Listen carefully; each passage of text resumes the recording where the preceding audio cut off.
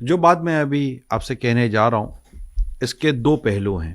ہمارے یہاں کچھ ایسے فیملی ممبرس ہیں جو آؤٹ آف کنٹری بھی ہوتے ہیں، ان سائڈ کنٹری بھی ہوتے ہیں، ملک میں ہوتے ہیں، بیرون ملک ہوتے ہیں، اور اللہ نے انہیں نوازا ہوتا ہے تو وہ اپنے فیملی ممبر کو، اپنے کزنس کو، بھائی کے بچوں کو، بہنوں کے بچوں کو یا بھائی کو یوں مختلف سپورٹ کرتے ہیں، اور کرنا چاہیے. اس میں کافی صلہ رحمی بھی ہے اور فوائد بھی ہیں، اور فیملی بڑی سٹیبل ہو جاتی ہے. لیکن ایک آواز جو کچھ عرصے سے میں سن رہا ہوں وہ یہ ہے کہ یار فیملی ممبر کو ابھی ہم نہیں یار کیوں نہیں یار، یہ مطلب تنگ بہت کرتے ہیں یار، اور مطلب کچھ فائدہ نہیں ہے ان کو یار سپورٹ کرنے کا. یعنی ان کی طرف سے نہ کوئی حوصلہ افزائی ہوتی ہے، نہ کوئی اپریسیشن ہوتی ہے. بڑا پرابلم ہے یار، بڑا پرابلم ہے. خیر میں بھی اس بات کو بالکل ڈینائی نہیں کر سکتا کہ پرابلم نہیں ہے، لیکن مسئلہ یہ ہوتا ہے کہ بھائی بہن اور یہ کلوز کزن اور یہ جو کلوز فیملی ممبرس ہیں نا، ان سے اس طرح کی ہم کیوں توقع رکھتے ہیں؟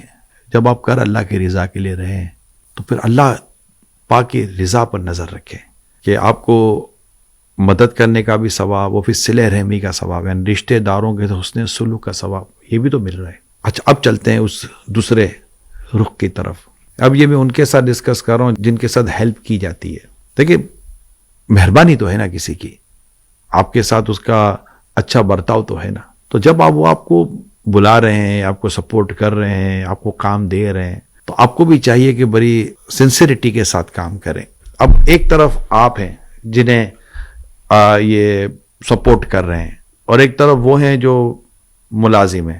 آپ دیکھیے کہ وہ ملازم جس انداز سے کام کر رہے ہوتے ہیں کہ آپ بھی اسی طرح کام کر رہے ہوتے ہیں. ٹھیک ہے انہوں نے آپ کو بطور ملازم رکھا یا نہیں رکھا بات کی بات ہے، لیکن کام کے اپنے تقاضے تو ہے نا. اچھا اب ایک امپلائی ہے، جب وہ کام کر رہے ہیں تو ان کے یہاں بھی ایمرجنسی ہوتی ہے، ان کے پرابلم ہوتی ہے، ان کے یہاں بھی خوشی کا معاملہ ہے، ان کے بھی غم کا معاملہ ہے. لیکن ایک جاب کی ایک اپنی اور ایک کام کی ایک اپنی ضرورت ہوتی ہے، اس کا ایک اپنی ریکوائرمنٹ ہوتی ہے، ان سب کو فلفل کر رہے ہوتے ہیں. مگر جب کزن یا رشتہ داروں کے ساتھ اس طرح کا کام یا معاملہ کیا جاتا ہے تو وہ ہر چھوٹی بڑی باتوں پر چھٹی لے لیں گے. جس نے آپ کو موقع دیا ہے یا جس نے آپ کو بلایا ہے یا جس نے آپ کو مطلب آپ کو ورکنگ میں اپنے ساتھ ملایا ہے، اس کا کیا قصور ہے؟ اگر آپ کہیں بھی کسی جگہ پر بھی اس طرح ہیں کہ آپ کو آپ کا کوئی ایک اچھا فیملی ممبر سپورٹ کر رہا ہے تو کائنڈلی اس کے سپورٹ کی قدر کریں. حدیث پاک بڑی واضح ہے، جو اللہ کے بندوں کا شکر ادا نہیں کرتا وہ اللہ کا بھی شکر ادا نہیں کرتا. اچھا اب دوران گفتگو میرے ذہن میں ایک تیسری چیز آئی ہے. اب جنہوں نے سپورٹ کیا ہے نا، میں اب ان سے پھر میں آپ سے ریکویسٹ کر رہا ہوں.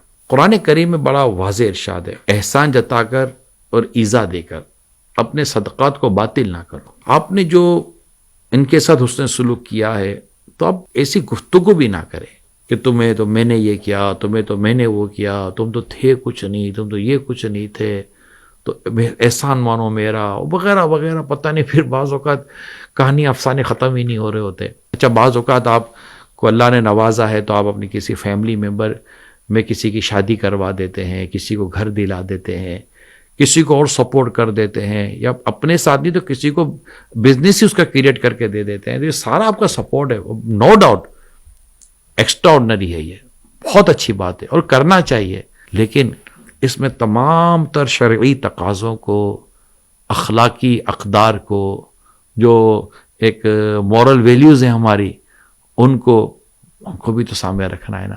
ایسا نہ ہو کہ پھر یہ سب کچھ کیا ہوا عمل جو بھلائی کے نام پر ہے اور نیکی کے نام پر ہے اور اچھائی کے نام پر ہے، کہ خدا نہ خواستہ ایسا نہ ہو کہ وہ ہماری یہ کم علمی کی وجہ سے کہ ہم نے اس کا جتا دیا، احسان جتا دیا یا ایذا دے دی، تکلیف پہنچا دی، خدا نہ خواستہ ایسا نہ ہو کہ یہ عمل ہمارا ضائع ہو جائے اور پھر مرنے کے بعد پتہ چلے گا یہ کیا ہو گیا. اللہ پاک ہم سب کو حسن سلوک کرنے اور صلہ رحمی کرنے کی توفیق عطا فرمائے، اور جنہوں نے ہم پر احسان کیے، ہمارے ساتھ بھلائی کی، اللہ کریم ہمیں ان کے ساتھ بھی بھلائی اور احسان کرنے کی اور ان کے ساتھ اچھا سلوک کرنے کی اللہ کریم توفیق عطا فرمائے.